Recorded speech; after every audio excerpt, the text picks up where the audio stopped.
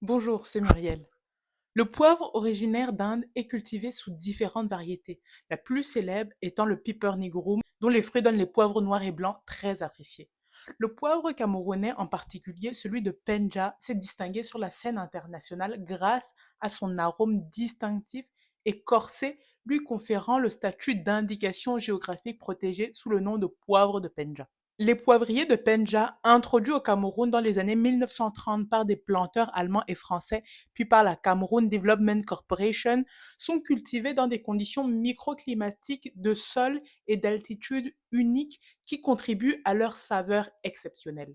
Pour être qualifié de poivre de Penja, le respect des techniques de culture et de transformation définies est essentiel. Le poivrier est une plante, une liane pérenne, donc qui vit pendant plusieurs années. L'igneuse car elle contient des parties dures comme des tiges de bois et c'est une plante grimpante. La plante peut atteindre jusqu'à 10 mètres de hauteur. Nous le verrons tout à l'heure, mais en culture, elle pousse sur des supports vivants comme des arbres du style palmier, hevea, ylang-ylang, etc. Le goût piquant du poivre est issu d'une molécule appelée pipérine et qui est présente entre 4,9 et 7,7% dans le poivre noir, tandis que le poivre blanc en contient entre 5,6 et 5,9%.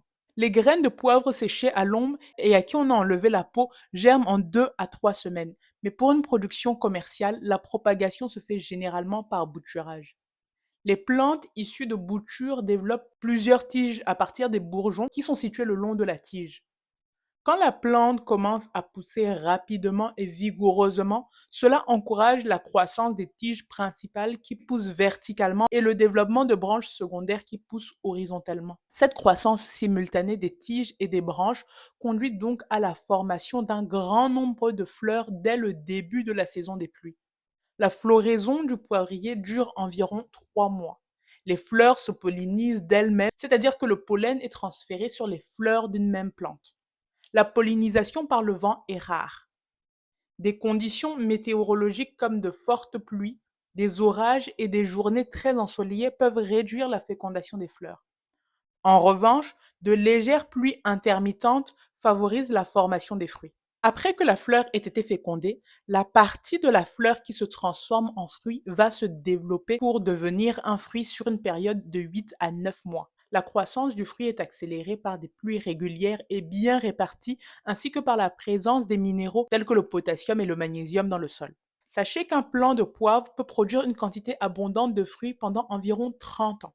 Par contre, si on utilise la reproduction par stolon, ce qui signifie que si on fait pousser de nouvelles plantes à partir de tiges rampantes de la plante mère, cela peut prendre 2 ans de plus pour que les épis de poivre se forment. Cela est dû au fait que le développement de nouvelles branches sur les tiges principales est retardé. Tout simplement, les plantes mises en place par cette méthode peuvent prendre plus de temps pour produire des fruits que celles issues d'autres méthodes de propagation. Le poivrier prospère dans un climat tropical humide avec des précipitations annuelles comprises entre 2000 et 4000 mm bien réparties tout au long de l'année, on l'a dit tout à l'heure. Les températures moyennes idéales se situent entre 25 degrés et 30 degrés avec une humidité relative de 65 à 95%. Une période de sécheresse de 2 à 3 mois avec des précipitations de 60 à 80 mm n'est pas néfaste pour la plante. Généralement, le poivrier pousse à des altitudes inférieures à 500 mètres autour de l'équateur, mais il peut également être cultivé au-delà de 1500 mètres. Pour le sol, il doit idéalement être profond et bien drainé. Mais ce qui est intéressant avec le poivrier, c'est qu'il pousse dans différents types de sols tant que l'eau n'y stagne pas. Comment établir la plantation de poivre? La culture et la propagation du poivre impliquent principalement l'utilisation de boutures. Au début de la saison sèche, des morceaux de tiges de 5 à 7 cm sont prélevés sur des branches robustes de plantes âgées de 12 à 30 mois. Ces boutures sont ensuite placées dans une pépinière où elles sont gardées à l'ombre et dans un sol maintenu humide pour favoriser le développement des racines. Après environ 2 mois, de nombreuses racines commencent à se former. Il est également possible de planter des boutures de taille plus importante, environ 50 cm, directement dans le champ. Alors, il faut savoir que même si ces boutures ont tendance à s'enraciner plus facilement, les arbres obtenus à partir de stolons mettent plus de temps à produire des fruits, généralement 3 ans après la plantation. Avant la plantation, le terrain doit être préparé. Pour cela, il faut le nettoyer en le labourant et en le binant.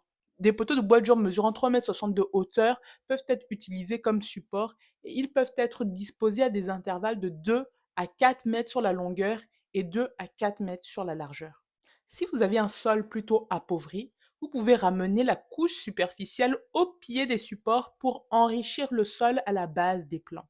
Et dans le cas où vous avez des sols plutôt fertiles, les plants sont directement installés dans le sol que vous avez ameubli au préalable. Dans de nombreuses régions, le poivrier est intercalé entre des plants de cocotiers et de caféiers.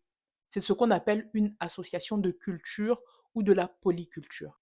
L'entretien des cultures de poivre dans les champs intensifs non ombragés comprend de nombreuses tâches, notamment le désherbage, la création de buttes, l'essimage des pousses. Petite parenthèse, l'essimage est effectué pour encourager la ramification ou pour contrôler la croissance excessive de la plante. Quand on élimine les extrémités des pousses, on favorise la croissance latérale et la formation de nouvelles branches, ce qui permet d'améliorer la structure et la densité de la plante. L'essimage peut aussi permettre d'obtenir une forme plus compacte ou plus uniforme de la plante, selon les besoins de notre culture.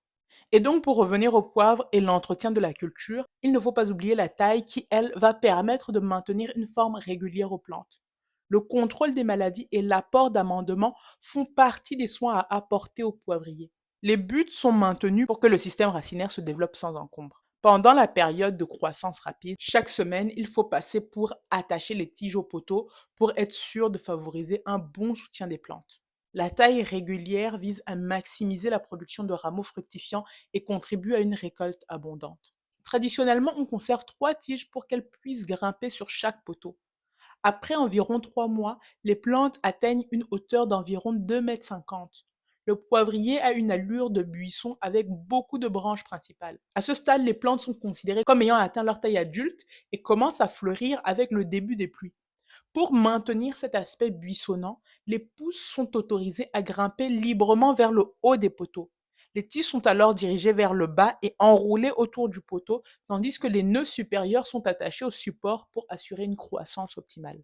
Les principales maladies du poivre sont la maladie des racines blanches, le pourrissement des racines, la pourriture des racines, et au niveau des insectes, il s'agira surtout des fourmis, des coléoptères et des termites. Dans des conditions optimales, sans maladie, et pour des plantations commerciales, les poivriers non ombragés peuvent avoir une durée de vie économique de 15 à 20 ans. Par contre, cette durée peut être réduite à 6 ou 10 ans si vous négligez l'entretien des plantations. Généralement, la première récolte du poivre peut être effectuée après 3 à 4 ans de plantation. Les rendements vont de 500 à 900 kg par hectare. Ce rendement augmente progressivement jusqu'à atteindre un pic généralement entre 7 et 8 ans. Par la suite, la plante reste en plein rendement pendant environ 25 ans, puis commence à décliner tranquillement. Comprenez que plus la liane vieillit, plus la récolte devient difficile et dans les plantations les plus anciennes, des échelles peuvent être nécessaires parce que la liane peut atteindre jusqu'à 3 mètres de haut. Cependant, une plantation bien entretenue peut continuer à produire du poivre pendant plus de 25 ans. Du moment de la floraison au mûrissement des graines, il peut s'écouler environ 8 mois et la récolte des graines peut s'étaler sur plus de 6 mois en raison de la maturité différée des grappes. Petite parenthèse qui a son importance, quand on sait que de nos jours le poivre de Penja peut se vendre jusqu'à 20 000 francs le kilo, que les rendements se situent entre 500 kg et 900 kg par hectare en première année, ça donne un chiffre d'affaires au tout début du projet poivre entre 10 et 18 millions de francs CFA. Ce n'est pas inintéressant. Bien sûr, la montée en puissance du poivre de Penja sur la scène internationale avec sa reconnaissance de qualité et la multiplication par 6 de son prix au kilogramme est indéniable. Par contre, vous savez, il y a toujours un revers. Et dans le cas de la filière du poivre de Penja, ce sont des défis considérables en matière de pratiques agricoles et de préservation de la qualité. Les producteurs de la filière du poivre de Penja se trouvent confrontés à une pression croissante des maladies, les obligeant même à réduire les superficies cultivées. Face à ces réalités, il est impératif que ces acteurs s'engagent dans des pratiques culturales plus responsables. Cela inclut la surveillance rigoureuse des parcelles, ainsi que la diversification des cultures afin de prévenir l'épuisement des sols et de limiter la propagation des maladies qui constituent une véritable menace pour les cultures. Et fort heureusement, il y a beaucoup d'espoir parce que des initiatives comme le projet d'amélioration de la qualité sanitaire et phytosanitaire du poivre de Penja démontrent la volonté d'apporter des solutions viables aux défis rencontrés par la filière. En capitalisant sur les acquis, il est possible de maintenir les efforts sur le long terme et d'assurer un avenir pérenne pour les producteurs de poivre de Penja. Merci pour votre écoute. Prenez soin de vous.